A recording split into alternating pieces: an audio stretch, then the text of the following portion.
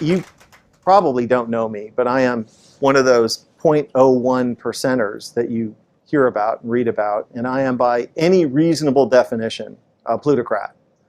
And tonight, what I would like to do is speak directly to other plutocrats, to my people, because it feels like it's time for us all to have a chat. Like most plutocrats, I too am a proud and unapologetic capitalist. I have founded, co-founded, or funded over 30 companies across a range of industries. I was the first non-family investor in Amazon.com. I co-founded a company called The Quantive that we sold to Microsoft for $6.4 billion. My friends and I, we own a bank. I tell you this, unbelievable, right? I tell you this to show that my life is like most plutocrats. I have a broad perspective on capitalism and business, and I've been rewarded obscenely for that with a life that most of y'all can't even imagine. Multiple homes, a yacht, my own plane, etc., etc., etc. But let's be honest, I am not the smartest person you've ever met. I am certainly not the hardest working. I was a mediocre student. I'm not technical at all. I can't write a word of code. Truly, my success is the consequence of spectacular luck, of birth, of circumstance, and of timing. But I am actually pretty good at a couple of things.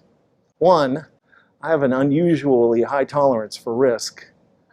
And the other is, I have a good sense, a good intuition about what will happen in the future. And I think that that intuition about the future is the essence of good entrepreneurship. So what do I see in our future today, you ask? I see pitchforks, as in angry mobs with pitchforks.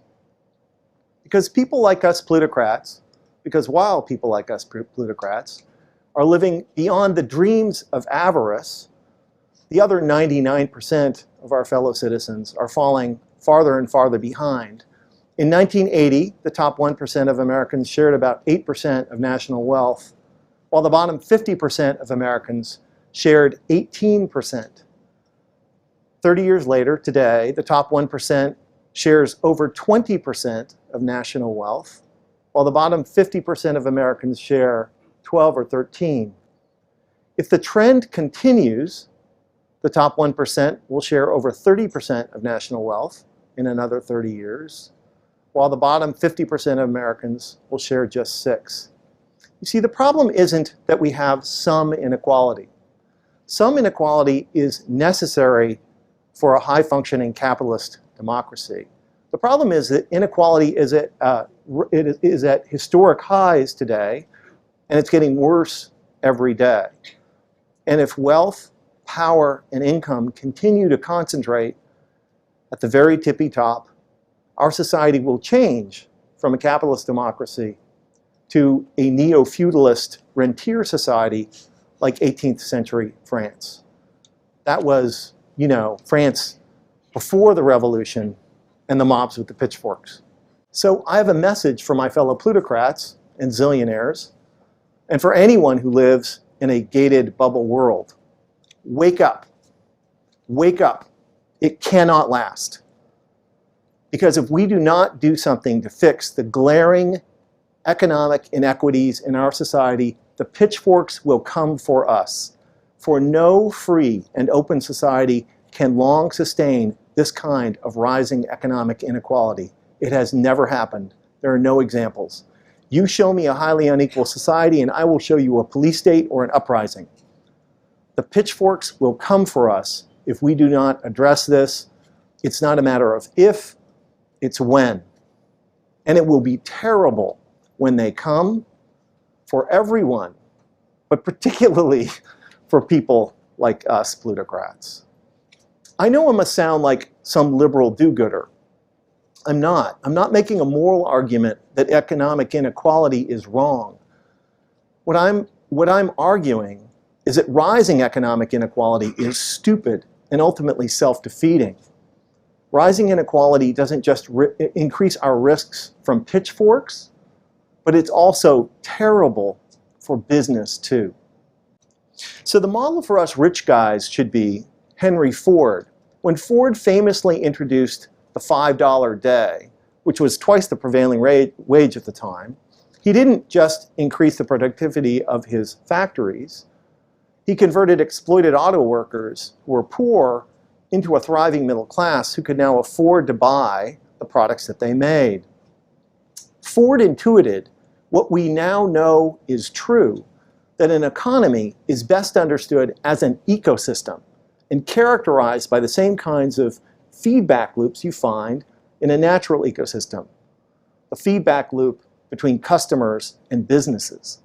Raising wages increases demand, which increases hiring, which in turn increases wages and demand and profits.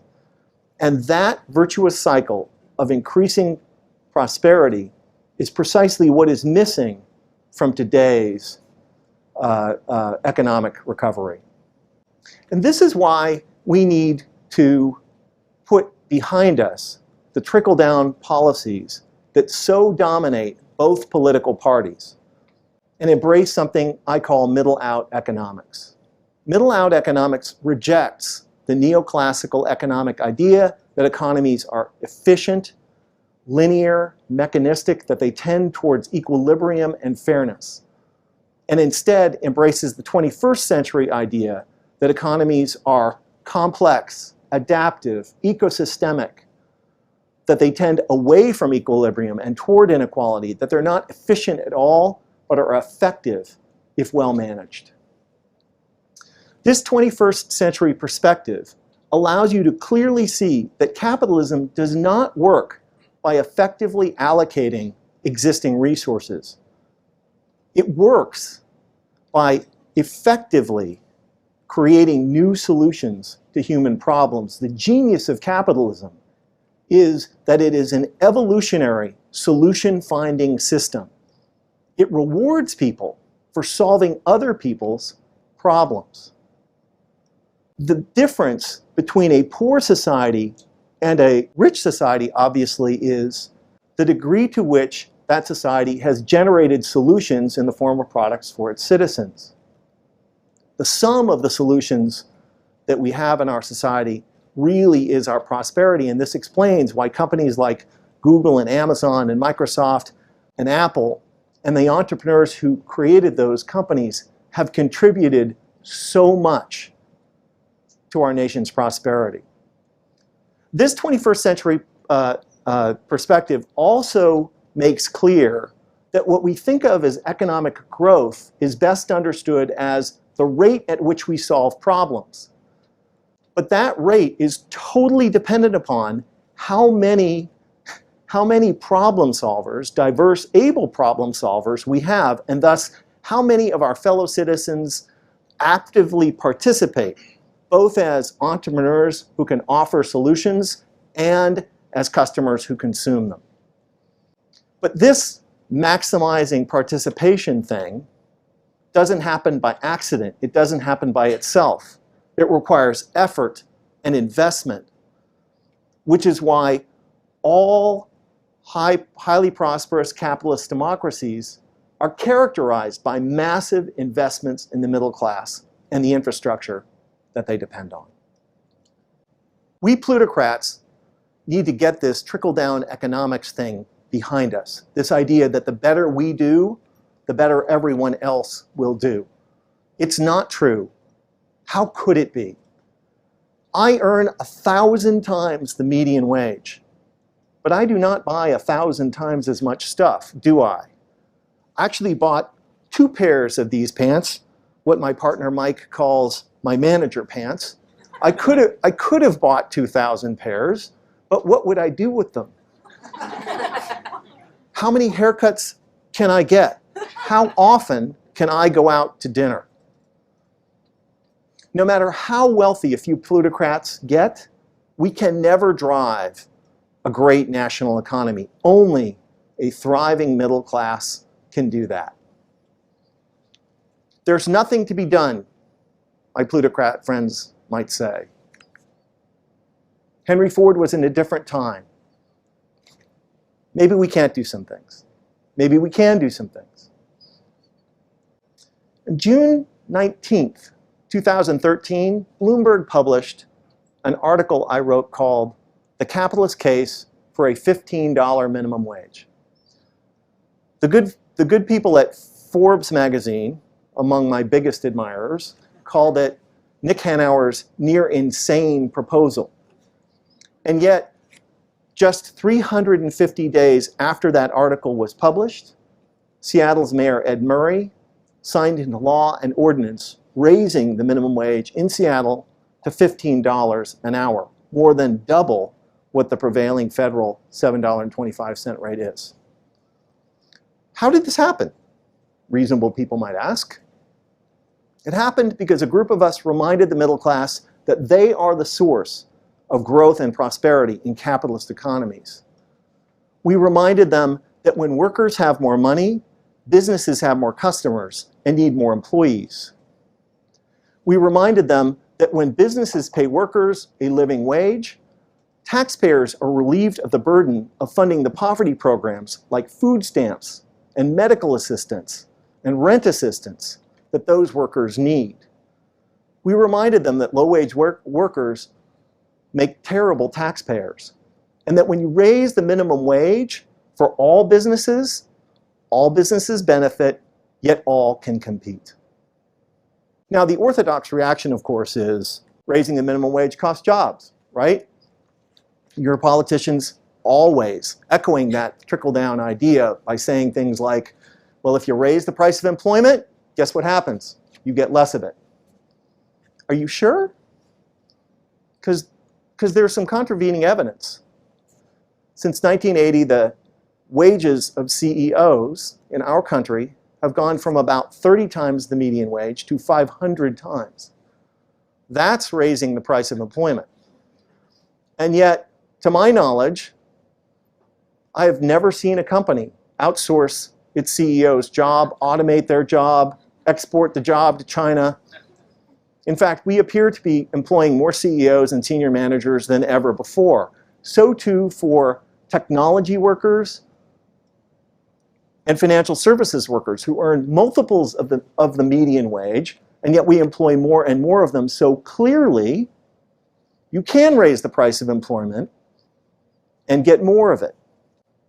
I know that most people think that the $15 minimum wage is this insane, risky economic experiment. We disagree. We believe that the $15 minimum wage in Seattle is actually the continuation of a logical economic policy that is allowing our city to kick your city's ass. Because you see, Washington State already has the highest minimum wage of any state in the nation. We pay all workers $9.32, which is almost 30% more than the federal minimum of $7.25, but crucially, 427% more than the federal tipped minimum of $2.13. If trickle-down thinkers were right, then Washington State should have massive unemployment. Seattle should be sliding into the ocean. And yet, Seattle is the fastest growing big city in the country. Washington State is generating small business jobs at a higher rate than any other major state in the nation. The restaurant business in Seattle, booming. Why? Because the fundamental law of capitalism is when workers have more money, businesses have more customers and need more workers. When restaurants pay restaurant workers enough so that even they can afford to eat in restaurants, that's not bad for the restaurant business. That's good for it, despite what some restaurateurs may tell you. Is it more complicated than I'm making out? Of course it is. There are a lot of dynamics at play.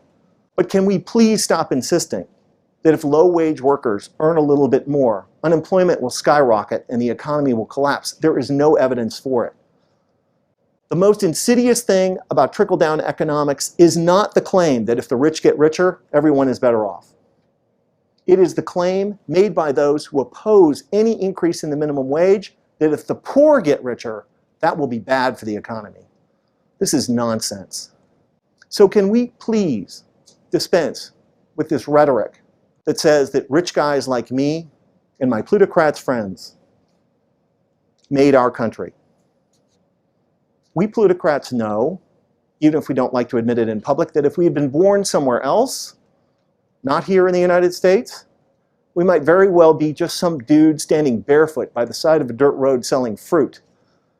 It's not that they don't have good entrepreneurs in other places, even very, very poor places. It's just that that's all that those entrepreneurs, customers, can afford. So here's an idea for a new kind of economics, a new kind of politics that I call new capitalism. Let's acknowledge that capitalism beats the alternatives, but also that the more people we include, both as entrepreneurs and as customers, the better it works. Let's by all means shrink the size of government, but not by slashing the poverty programs, but by ensuring that workers are paid enough so that they actually don't need those programs. Let's invest enough in the middle class to make our economy fairer and more inclusive, and by fairer, more truly competitive. And by more truly competitive, more able to generate the solutions to human problems that are the true drivers of growth and prosperity. Capitalism is the greatest social technology ever invented for creating prosperity in human societies if it is well managed. But capitalism, because of the fundamental multiplicative dynamics of complex systems, tends towards, inexorably, inequality, concentration, and collapse. The work of democracies is to maximize the inclusion of the many in order to create prosperity, not to enable the few to accumulate money. Government does create prosperity and growth by creating the conditions that allow both entrepreneurs and their customers to thrive. Balancing the power of capitalists like me and workers isn't bad for capitalism, it's essential to it. Programs like a reasonable minimum wage, affordable health care, paid sick leave, and the progressive taxation necessary to pay for the important infrastructure necessary to the middle class, like education, R&D. These are indispensable tools shrewd capitalists should embrace to drive growth, because no one benefits from it like us. Many economists would have you believe that their field is an objective science. I disagree. And I think that it is equally a tool that humans use to enforce and encode our social and moral preferences and prejudices about status and power. Which is why plutocrats like me have always needed to find persuasive stories to tell everyone else about why our relative positions are morally righteous and good for everyone. Like, we are indispensable, the job creators, and you are not. Like, tax cuts for us create growth, but investments in you will balloon our debt and bankrupt our great country. That we matter, that you don't. For thousands of years, these stories were called divine right. Today, we have trickle-down economics. How obviously, transparently self-serving all of this is. We plutocrats need to see that the United States of America made us, not the other way around. That a thriving middle class is the source of prosperity in capitalist economies, not a consequence of it. And we should never forget that even the best of us, in the worst of circumstances, are barefoot by the side of a dirt road selling fruit. Fellow plutocrats, I think it may be time for us to recommit to our country, to commit to a new kind of capitalism which is both more inclusive and more effective. A capitalism that will ensure that America's economy remains the most dynamic and prosperous in the world. Let's secure the future for ourselves, our children, and their children. Or alternatively, we could do nothing.